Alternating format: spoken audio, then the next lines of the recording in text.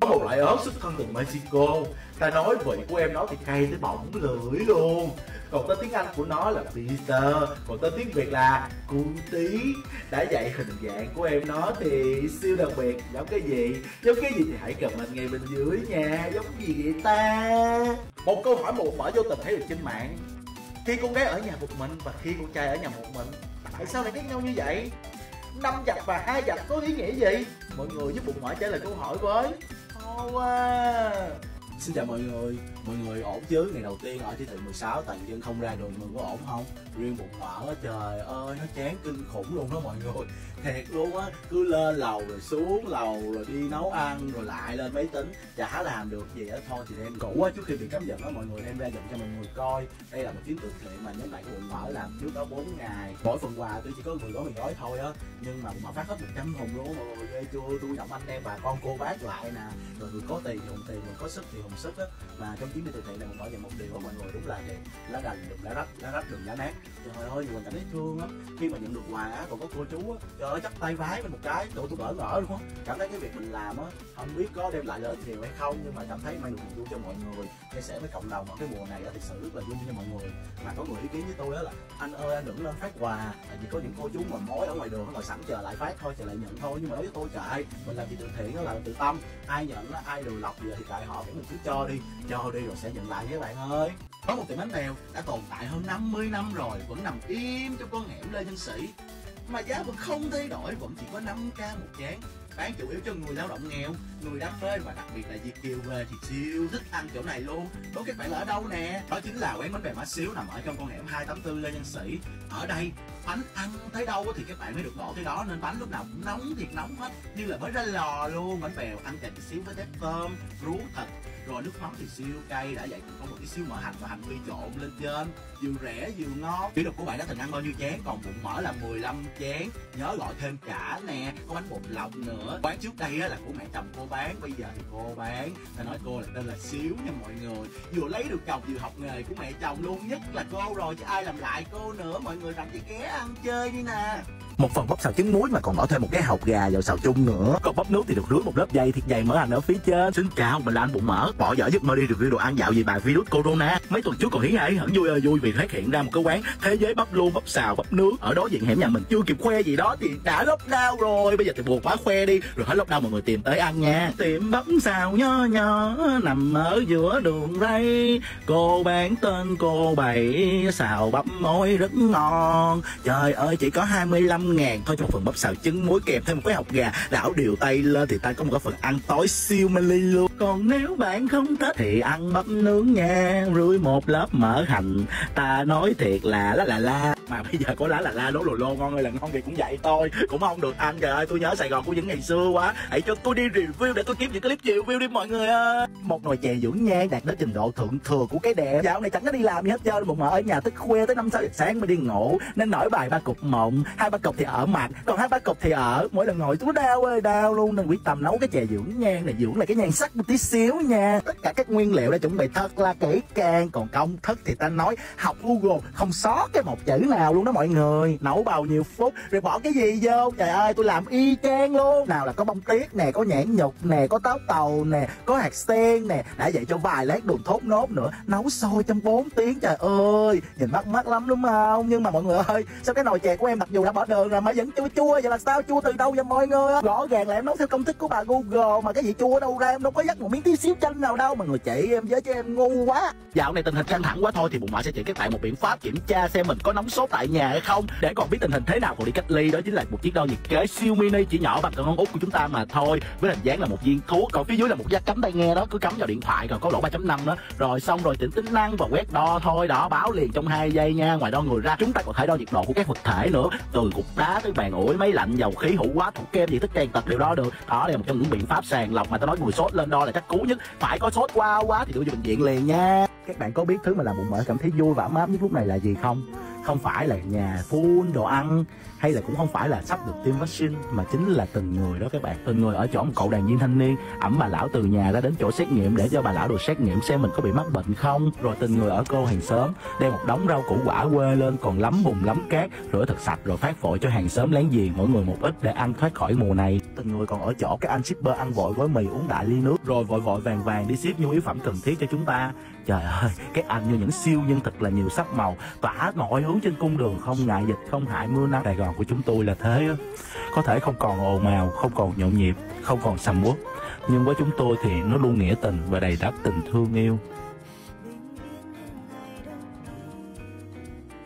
Top 5 phim cực hấp dẫn trên Vion đáng xem sẽ cứu rỗi bạn qua cái mùa dịch này. Top 1 phim Cây Táo Nở Hoa. Top 2 phim Gạo Nếp Gạo Tẻ phần 2. Top 3 Đứa Em Thừa Kế. Top 4 Phi Hổ Kịch Chiến phần 2. Top 5 Cuối Cùng Là Mất Dấu phần 3. Xem ngay nha. Anh cũng mở, em thách anh làm được cơm sườn với nồi chiên không dầu 790g vừa mua. Ok, chơi bệnh gì đâu cỡ. Đầu tiên là chọn gạo nè, hôm nay bụng ngoại sẽ chọn gạo huyết rồng, gạo lứt đó mọi người. Gạo này tốt cho sức khỏe, đã vậy còn có nhiều chất xơ nữa nha mọi người, nhớ vào. 2 nước rồi, bỏ một cái lóng tay. Công thức làm dâu của mẹ chồng không bao giờ sai. Còn về cái bé sườn bạn nha, ướp trước khi chế biến nha, ướp trước khoảng 3-4 tiếng là vừa rồi. Bạn cứ bỏ mắm nè, muối nè, tiêu nè, đường nè, hạt nêm, mà nhớ cho một tí xíu sữa nó thấm gia vị nha. Đó, ở trên đây có tính năng đầy đủ, bạn cứ làm hướng dẫn nha. Rồi sau khi nướng trong vòng 180 độ khoảng 15 phút thì ta chở mặt rồi, thấy thịt chưa? Bây giờ thì nó vàng luôn, đã ha. Rồi bỏ thêm vào miếng là sữa trứng muối cho nó hết sảy con và bẫy vào, rồi nướng thêm khoảng 10 phút. Bây giờ các bạn thấy sự lợi hại của cái nồi chiên không dầu này chưa?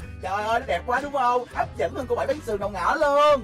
Chà, bây giờ mình pha nước mắm nha, thành bại là tại ông này hết trơn luôn á. Rồi các bạn chuẩn bị một chén nước lọc nè, 2 muỗng canh đường, rồi một chén nước mắm. Các bạn bỏ tí xíu chanh vô khuấy đều cho nó sôi là xong. Quá lẹ. Cơm tấm thì không thể thiếu mỡ hành. Bây giờ thì mình cắt nhỏ mỡ hành ra, bắt một chảo dầu dừa già mình chan vào là xong. Thêm phần hấp dẫn, chiên một cái trứng ốp la. Các bạn nhớ phải ốp cà la, phải là sống vậy nó mới ngon nè. Mọi thứ đã chuẩn bị xong hết rồi. Bây giờ thì múc cơm vào cái chén, rồi em chặt xuống, đổ thịt khô úp vào cái dĩa. Ta nói chuẩn ngàn năm sao nhưng mà cô bác bên chị ơi. Thêm tất cả sườn, ốp la, làm sữa trứng muối vào, rắc thêm một tí xíu mỡ hành lên dĩa cơm để nước miếng này đúng không? Bây giờ thì rưới nước mắm lên ăn thôi, nước mắm kẹo mặn ngọt, rưới lên một tí xíu cơm riết rồng. Ta nói thật là heo thì bằng gỗ dưỡng. Trời ơi, chuyến này bà Bảy chết chứ coi, bà Bảy quậy khỏi bán cơm tấm luôn. Cô dành món bà Bảy luôn, có ai ăn không nè? Ok, hôm nay bụng mợ sẽ on the mic chỉ các bạn làm món khoai tây trứng cuộn bằng gói bim bim nha. Việc đầu tiên là nghiền nát gói khoai tây. Nhanh thật nhanh, lấy cái đũa khuấy đều tay. Cắt xúc xích, chớ cắt ít mà cắt nhiều.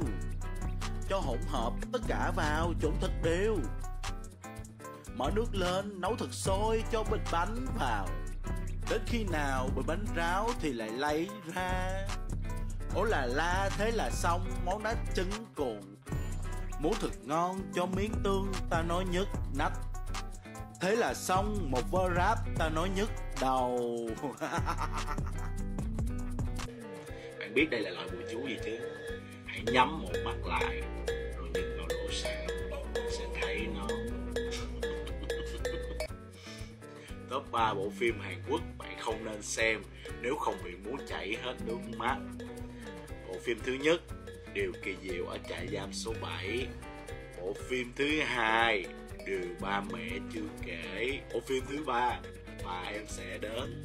Các bạn còn biết bộ phim nào khóc hết nước mắt nữa, hãy comment ngay bên dưới nha. Lần đầu tiên trong đời tôi á mọi người, đều ước trở thành sự thật luôn á. Trời ơi, thèm 3 cái chả cớm với dồi sụn này nè, mà trên mạng than một cái, ướt một cái là có bạn ship qua liền, đúng 9 triệu Hải Đăng Bách Kiệt luôn.